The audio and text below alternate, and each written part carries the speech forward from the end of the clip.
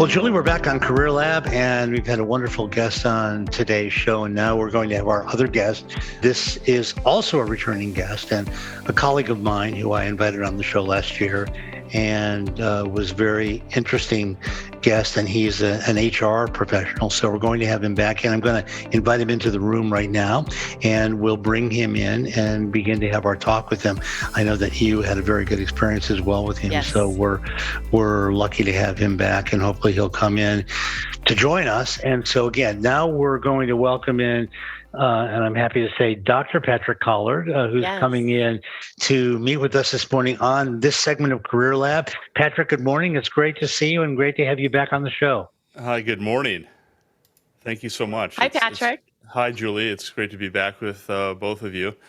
Thanks for inviting me back, and beautiful downtown San Diego. That's where I'm calling in from, and that's where I am at the office early this morning. Looking forward to the opportunity to speak with both of you today.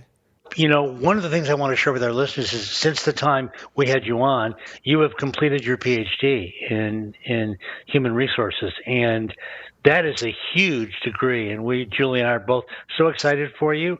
So I'm wondering if you want to tell us a little bit about your dissertation and what happened when you completed your PhD. Sure, and just a minor correction on that. It's actually a Doctor of Management. So I did a Okay. I did a systematic review, whereas PhD candidates typically do more of an empirical based review, and I know that's True. what you did in your with Right. your PhD. Well, with my dissertation, the title of the dissertation was "Recruiting the Untapped Talent Pool of Hiring a Candidate with a Criminal Record," and Oh, so interesting. yeah, thank you. And so, the thesis of the dissertation is that organizations are overlooking this potential pool of Yes. high potential candidates Right. because of this level of stigmatization and labeling Yes. that's associated with it. And so in this country, we have what the job numbers came out last week. They're very favorable. We're still at 3.6 unemployment in the US. Here in San Diego County, it's 2.7% on unemployment. So organizations, and I know my clients, they're always scrambling for talent. And so the reason I wrote this dissertation is that, and I undertook this, is because I saw that gap, that need for Yes. organizations to look at this sector that they normally would not have looked at when considering and hiring a person. And so typically organizations don't look at that. So what really the findings of the dissertation came out to be that there are really four findings, and that context matters. And I'll just go into a little bit. Let me back up. The research question for the dissertation was, what are the barriers and facilitators to organizations looking to hire more employees with a criminal record? And so four findings emerged from the dissertation. Context matters, which is a barrier and a facilitator. Stable employment, which is a facilitator. Risk in hiring, which is a major barrier. And then employer perception, which is also a barrier. And so context matters. What does that mean? That means that you should look at the nature of the offense, the number of offenses, the time since the last offense. You also should look at job relatedness. You should also look at whether or not there's some sort of rehabilitation that has occurred. There was a 2012 guideline by the EEOC where they wanted organizations, of course this is a guideline, this is not law, the guideline where they wanted to look at organizations should look at people with criminal records in a holistic view. And one of the primary studies that I had for the dissertation looked at over 1 million people that entered into the military. And of course, only the military can do such an incredible study because they have such structure and they demand this. And so this is, they looked at it and they looked at it a whole person view, kind of like a 360 view.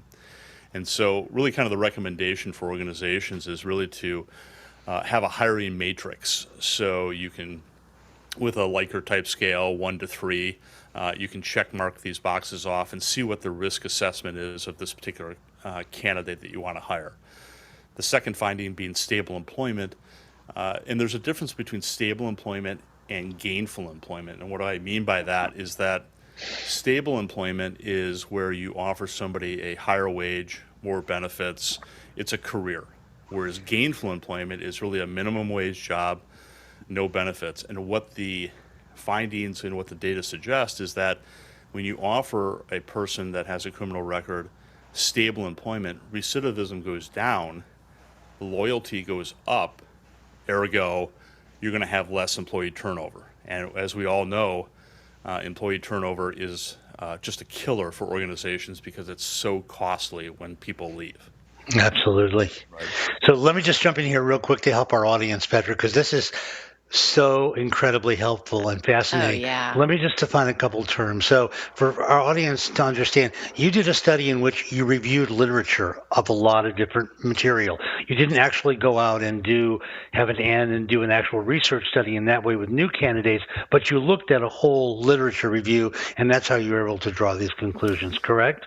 That's correct. The data set was a 36 article data set that those 36 articles were in and of themselves, they ranged from surveys to longitudinal studies to regression analysis. So it's not just not just an overview, but it's a systematic review where you go into Right. the data set and you code it all out, and then you really kind of tease out the important factors and the different things that are happening, and come to what they call various conclusions of themes, a thematic theme of these 36 articles in the data set.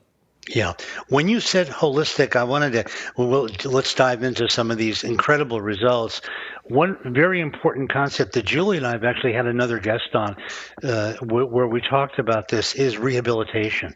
You said rehabilitation was an important thing. What did you see? What was rehabilitation? What counted as rehabilitation? How did that impact the data you looked at?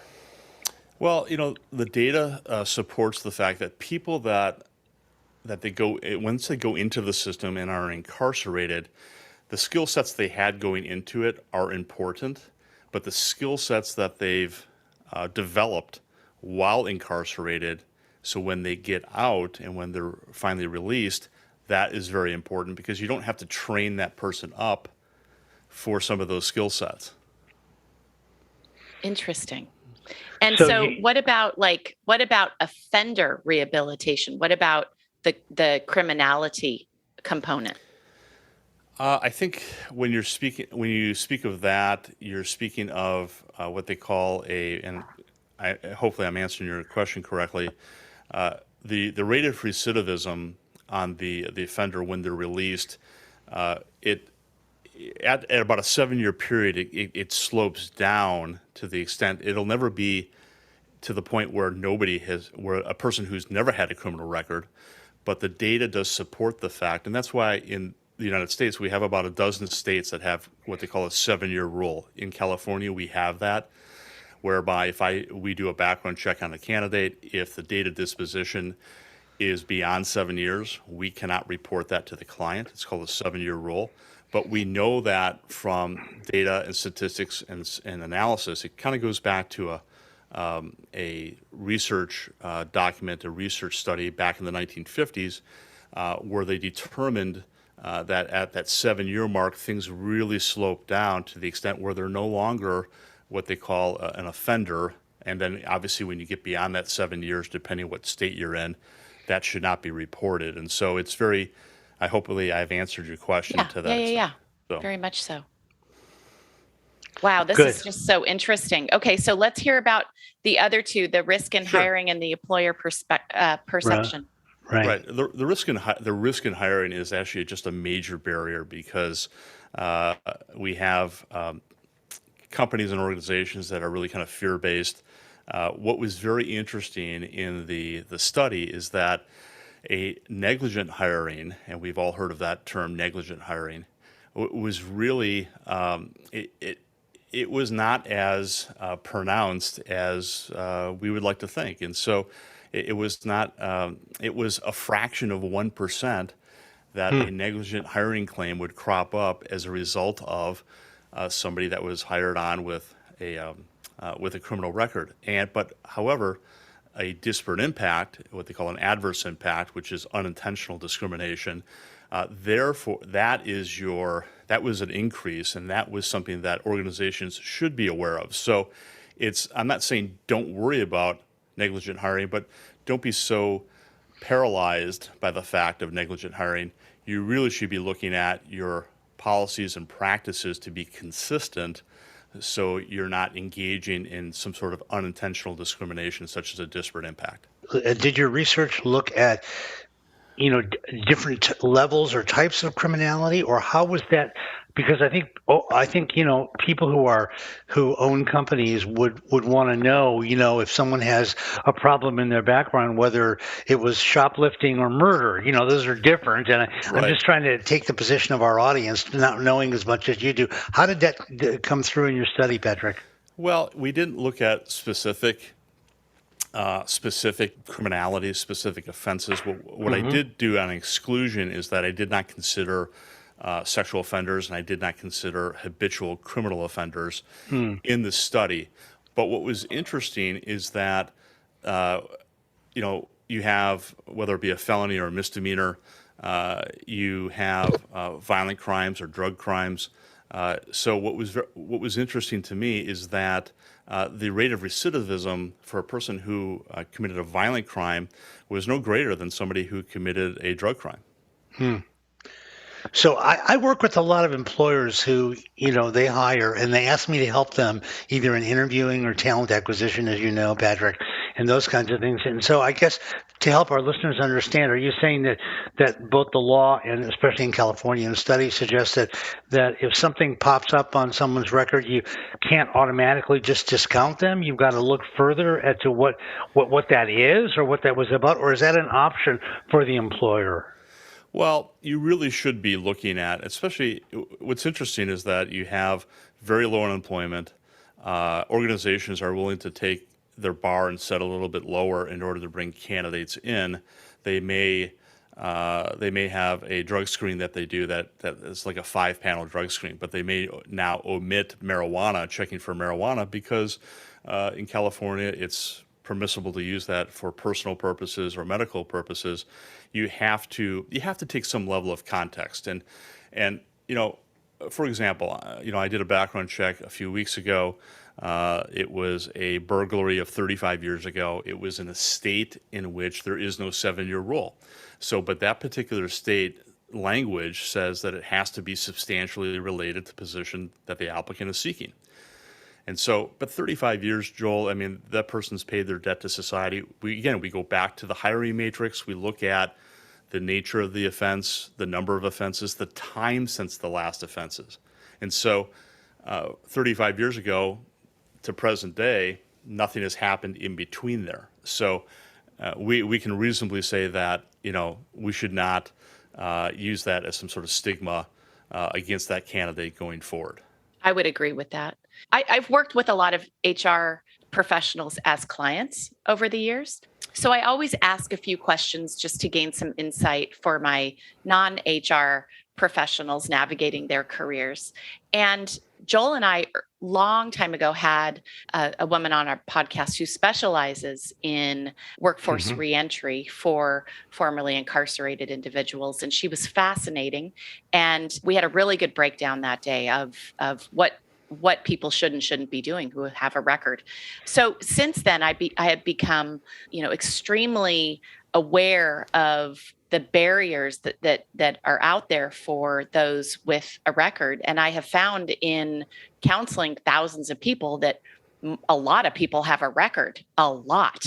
I mean, there everything from a DUI to, a Homeland Security issue, from being in a fist fight. There are a lot of different layers of criminality. So in kind of being aware of the barriers that face that population to help them navigate those barriers, I was always under the impression that there was a very clear line in hiring, just simply by looking at the offense itself. Was it a violent crime or a nonviolent crime? If it was nonviolent, that candidate would be more favorable. A violent crime, not so much. And then just in the last year, I was on a panel with one of the head recruiting professionals for a major, major, major company. And we were discussing this. And she doesn't look at violent or nonviolent. It's no longer, in her opinion, something that is a clear line. So can you please illuminate this for us? Help us understand the difference, or even if there is a perceptual difference in violent or nonviolent criminals. Well, that's a great question. I mean, there is a difference, and I think that again, as organizations become more of a crush for talent, they're looking at things in more of a holistic and a whole person way. The difference that I would give you between, let's say, a difference between a felony and a misdemeanor. I'll use Wisconsin because that's where I grew up. That's where I started the company back in 1991. So, we're coming up on our 31st year in business, July 26th. And so, like for example, if I said to you, the carrying of a concealed weapon versus the passing of a bad check, which one is the felony? Good example. The which one is the felony is that passing the bad check in the state of Wisconsin is what they call a Class I felony, whereas carrying a concealed weapon is a Class A misdemeanor. So Right. obviously, carrying the concealed weapon would have the appearance of obviously a more violent, and that would be correct. Right. But you have to look deeper. It's just not so. It's not so black and white. You have to look Okay. deeper, and sometimes you have to bring up. Sometimes you'll have to actually get the file and look at it more closely. I recall a case that I did. I still have a client from 25 years ago back in Wisconsin, and there was a young man that applied. He listed on his employment application that he had been convicted of a federal felony for the conspiracy to sell 2 tons of marijuana. That's two tons of marijuana. Wow. He claimed that he was in the wrong place at the wrong time. He did 5 years in federal prison, and the owner said, "I really like this young man. Can you check a little bit deeper?" Now, if they had some sort of blanket policy that said, "Hey, we're not going to hire anybody with a felony," right? Then that that may have been the end of the story. So I looked into the file directly, and it turns out that what he said was completely accurate. And 27 years later, he's still at the company. What a That's a great good story. success story.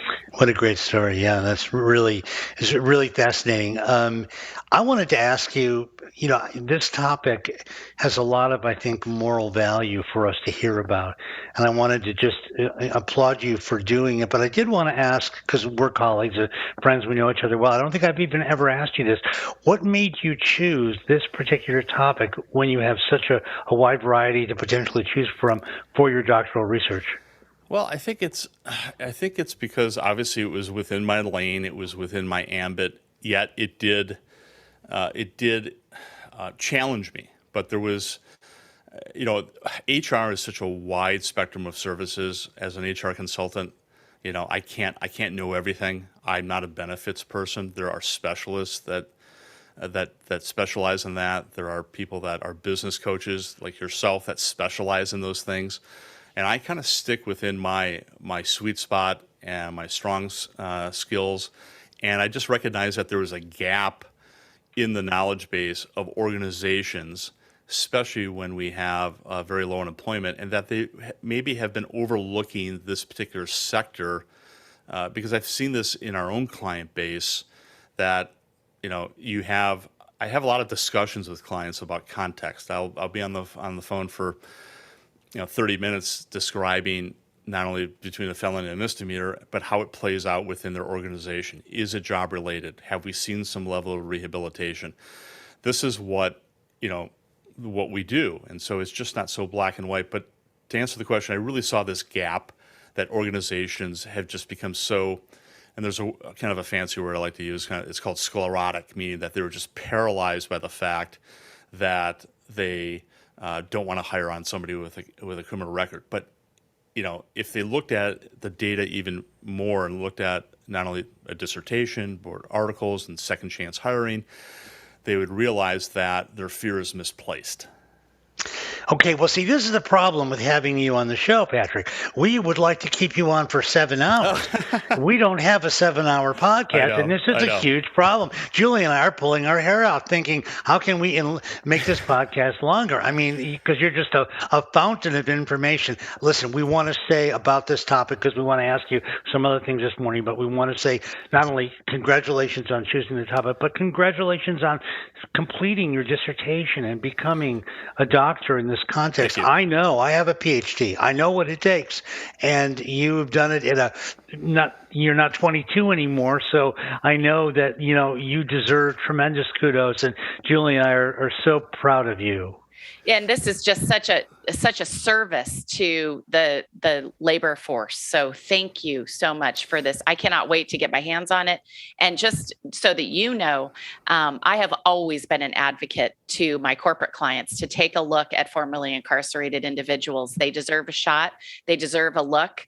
And it's important that we check our own stereotypes and our own perceptions of individuals, and put that down and really look at each person on an individual basis. So I just did some workforce consulting for a home builder that's looking to hire 50 people. And I said, you need to go to a nonprofit organization that's doing rehabilitation programs for formerly incarcerated, because these are high skilled jobs. And this is a great way to get them back on their feet. And they loved the idea of it. So I can't wait to get more data to really help fine tune that strategy for them. Julie, thank you for. Go ahead, Patrick. I'm sorry. Thank you very much for that. And that just, and I appreciate those comments. It just goes into that last point of employer perception. Mm-hmm. And this came out in just very quickly in the findings. It really is what they call stigmatization, labeling theory. And what the recommendation for organizations is to avoid that type of language, avoid that type of crime first language, saying ex-con or ex-felon or ex-offender, and use the language such as applicant with a criminal offense, candidate with a criminal offense, to break that stigmatization. So okay, well, not only thanks for all of that, Patrick, but Julie, thank you for your comment, because it was really, really, really on point, and I know you do have that perception in your work, and that's something fabulous about you. Let's move on. I know we wanted to talk a little bit about. Well, wait a second. Okay. Before we move on. Okay. I want to take what you said and really drive that home for our listeners and viewers. Everybody deserves the right to work. We may take their right to vote. They may lose status in their family. They may lose their wives and children or relationships, but everybody deserves the right to put a roof over their head and have career be part of their sustenance and self-esteem. It's critical to the human experience. And so for any of you out there with any hiring authority, please, please, please look up Dr. Collard's research and take a look at it and consider exploring opportunities to interview candidates with criminal offenses. It's something we as a society should be doing, in my opinion, and hopefully this very, very, very tight labor market with 3.6% unemployment still will continue, which created this opportunity for this type of research, will be the beginning of a transformational shift in society on how we perceive those with criminal offenses on their records. So it's interesting, Patrick, that you talk about really working internally to put together what sounds like a more detailed job description. In counseling individuals who are applying for these jobs, I find that candidates get very, very caught up on the P's and Q's of those job descriptions. And if they don't feel that they fit every job description perfectly, they simply won't apply. And I've been doing this for 15 years. Sure. 1,000 client contacts an hour. You do the math, everybody. That's a lot of people I've helped with job searches. Not one person ever fits the job description 100%. And I think hiring managers know that as well. And it is a bit of a dance between the unknown candidate who might be applying and this role that has yet to be completely defined by the candidate who is filling that role. So there is a lot of room for what I call market action, which is maybe a candidate's skill set is half to 2/3 of what the company is looking for, but their personality style fits the culture. And the training and development teams believe that this candidate can be trained up to the role and will add a lot of value, gluing the company or the department together or the clients together in other ways. So there are a lot of happenstance factors in any of these transactions, no different than going to the grocery store with a list of 10 items and coming out with a cart full of 20 things. The marketplace itself depicts who buys and when that purchase is made. So a transaction always has two separate players in it, the buyer and the seller, or in this case, the hiring manager and the candidate. And so I just want to kind of toss this out for your comments. I tell my clients, once we've done and my clients are the candidates, by the way, let's just be really clear on that, not the company. My client is the person applying for the job. So I always tell them, once we size up what your skill set is and what your clear idea of what direction your career wants to push your career into, apply to anything that's within the target zone. So let's say, Patrick, that your client, the company, you help them write up a job description that's dead on the money at the middle of the target. What I'm telling my client, the candidate, is to look at that as the center of a dartboard. And if you hit 3 to 5 of those, if you can do 3 to 5 of those 7 to 10 job duties that they're not the requirements, but the duties themselves, if you can substantiate your experience to be able to satisfy that work, go ahead and apply, because you're on the target board. And don't worry about those requirements completely. They really are there to help you understand what they're looking you to either have or be able to grow into quickly, and also to size up whereabouts the salary and experience range would be. So I look at job descriptions with a little more blurred glasses than I think most candidates do. And I appreciate that you're guiding your corporate clients to writing more detailed, thoughtful descriptions, because it helps create a defined middle of the dartboard for my candidates.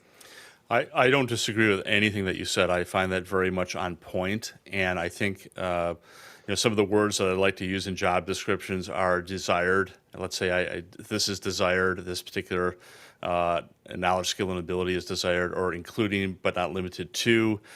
These are type of words, and I totally agree with you. There's a difference between being accurate, like a bullseye, and then having precision and being precise and putting 3 over in this, but you're still within that circle, and you're still on the board. And so I'm talking about people that would apply that are just they're not even on the board. They threw that dart. It's on the wall next to the dartboard, right? Over there. Right. And it grazed your friend who is watching you to play, right? So that's what I'm talking about. That, when an organization, when they put together a job description, they don't really think it through and say, okay, what do I want? What do I want out of this employee? Now, some clients, just like yourself, from a candidate perspective, will apply, and that's very good. And then you have organizations that will be somewhat targeted. But really, the learning organizations, the organizations that have that learning capability, going back to learning theory, they allow that person to grow into the role and to kind of, in HR, we call it job redesign, right? To design their role as they get in, they go through, and they have different skill sets that they bring, that they've learned. Maybe they got their MBA. These are different things that they can bring to the equation, although that they were hired for, something different. But if you see that potential to where, an organization can say, I want this person to be the general manager, but you know what? Eventually, I want them to grow into the district manager. So that's how you have to think about it. Okay, let me jump in only because this is like a soccer match. I'm trying to be the referee. We have so much going on. I did want to say that, because we know each other so well, Patrick, that's how I write my job descriptions. Now, I do always use those words, and it's really very helpful. I mean, I can't tell you how much better the candidates I get are because of that. We wanted to cover one more area this morning with you, and that would be, it's important for organizations to avoid HR risk.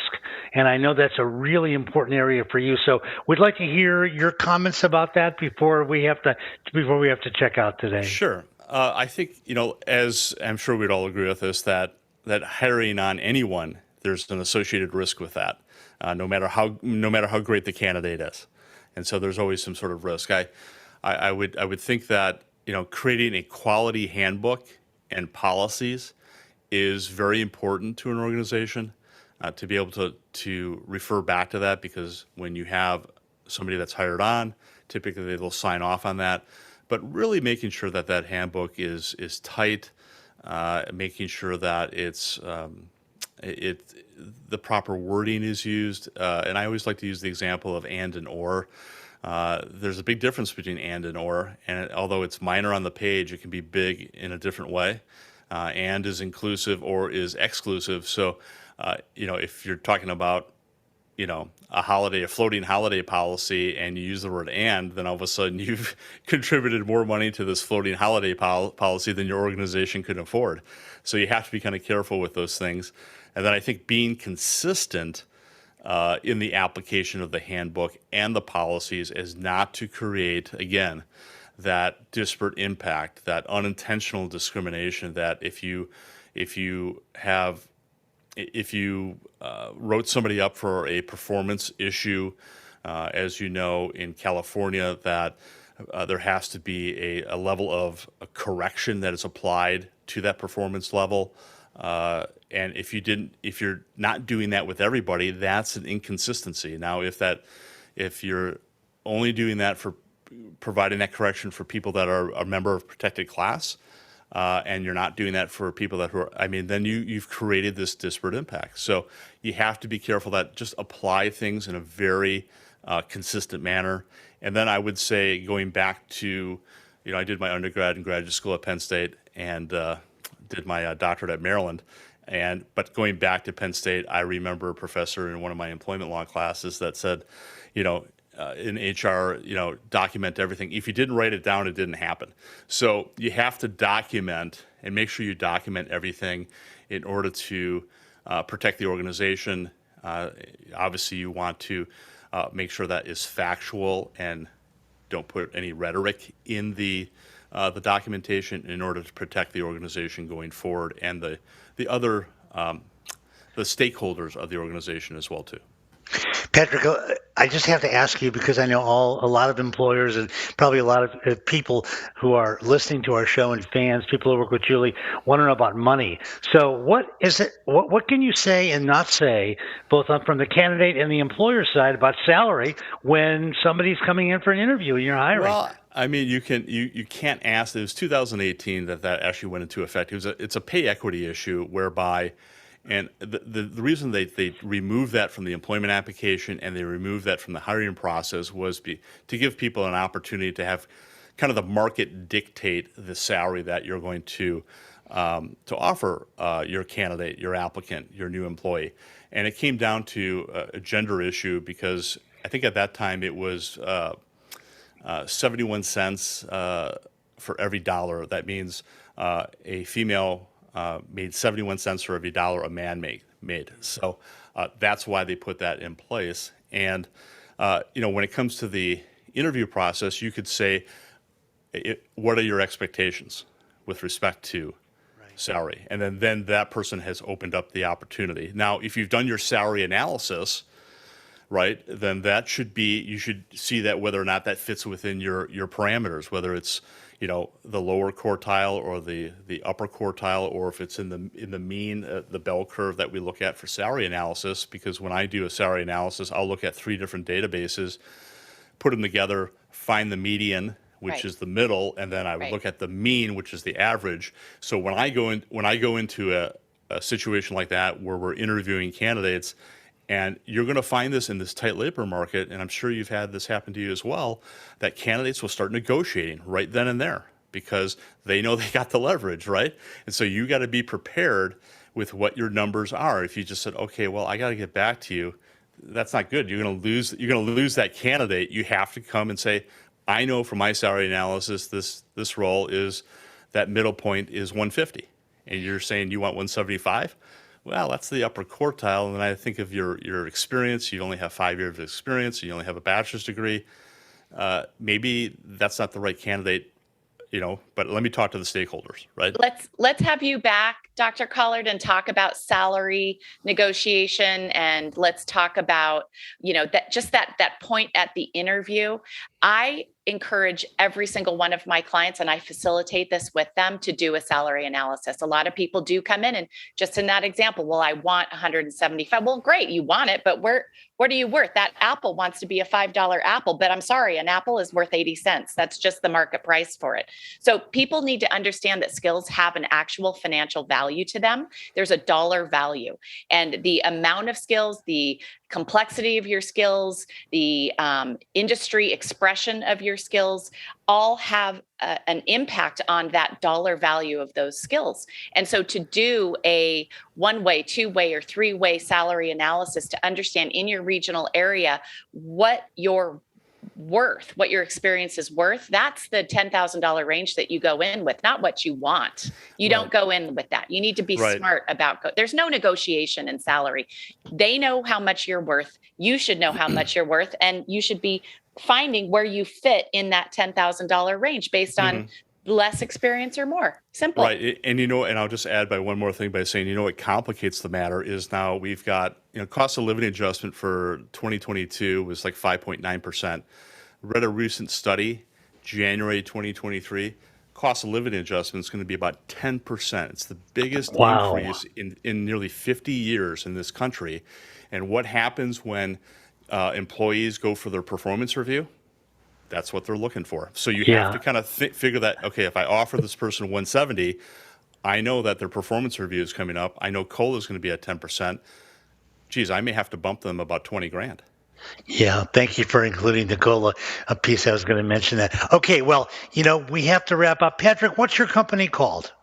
It's a Trust HR. That's my HR practice. And then we do the employment screening. It's Go Backgrounds. So it's trusthr.com.